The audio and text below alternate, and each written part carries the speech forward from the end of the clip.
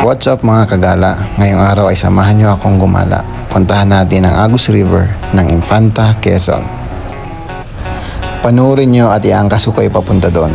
4:30 na nga ng umaga nang umalis ako ng bahay. Hindi pala ako mag-isa gagala ngayon dahil kasama natin ang barkada kong si Christian. Bago ang lahat, susunduin muna natin siya sa kanyang trabaho. At doon na rin kami mag-ride off. At saktong 5:11 AM kami nag-take off. Dumaan kami sa Shaw Boulevard papuntang C5 at hanggang sa Marcos Highway. Bago ang lahat, magpapagas muna tayo. Medyo malayo-layo nga kaya full tank na natin. May laman pa naman kaya ito lang binayaran natin.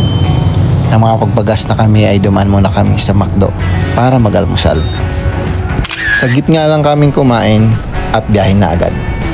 Pag nandito ka na sa part na malawak ng kalsada ay madami ka nang makasabay ng mga motorista. Tuloy-tuloy nga lang kami sa aming biyahe hanggang makarating kami sa sikat na tambayan sa Marilake, ang Manukan. Iga lang hanggang sa makarating kami sa crossing ng Sampaloc at sa unahan nga nito ay madaanan namin ang lihim na Lagusan. Wow! Tuloy-tuloy nga lang kami hanggang sa madaanan namin ang Santa Maria Landmark na madalas din tinatambayan. Unahan nito ay ang sikat na KM90 na madalas din narayo ng mga riders.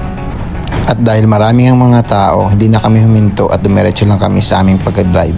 Malayo na pala kami pero hindi ko ramdam ang pagod dahil sa ganda ng view at naglalakihang bundok na makikita sa kalsada.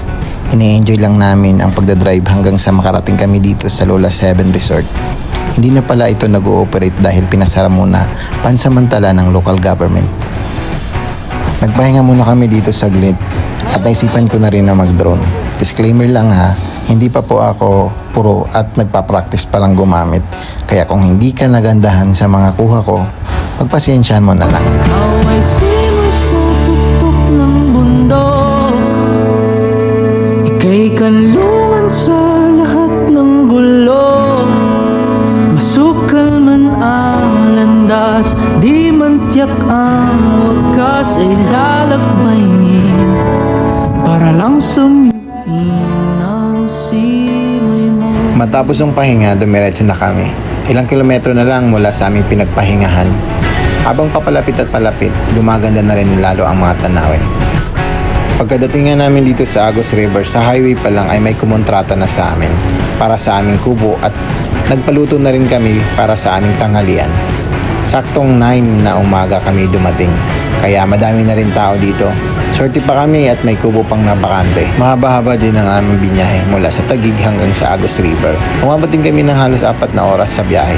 Ganun pa man, di pa rin kami magsasawang gumala. Lalo na sa mga ganitong napakagandang lugar, malinaw at mapayapang tubig, at masarap na simoy ng hangin, at higit sa lahat, nakakatanggal ng stress. Malayo sa ingay at magulong kalsada ng Metro Manila. Salamat sa inyong pagsama. Hanggang dito na lang mga kagala. Ako si Ran at ako ang inyong Ninong Gala hanggang sa susunod kong mga gala. Para lang sumipin ang simoy.